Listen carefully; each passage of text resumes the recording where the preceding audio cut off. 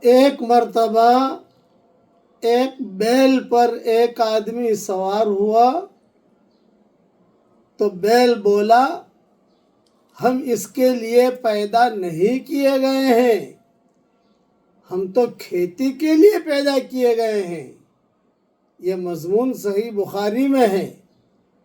تو میں یہ عرض کرتا ہوں کہ جب بیل کو یہ پتہ ہے کہ میں کس لیے پیدا کیا گیا ہوں، تو کیا ہم انسانوں کو پتہ ہے کہ ہم کیوں پیدا کیے گئے ہیں؟ یہ بھی سوچنا چاہیے۔ ہم بھی جو پیدا کیے گئے ہیں وہ اللہ کی عبادت کے لیے پیدا کیے گئے ہیں، اللہ کے احکامات کو پورا کرنے کے لیے پیدا کیے گئے ہیں۔ اللہ جل جلالہ عما نوالہ ہمیں اس کی عبادت کرنے کی اور مکمل احکامات پر چلنے کی اللہ تعالی ہم سب کو توفیق عطا فرمائے۔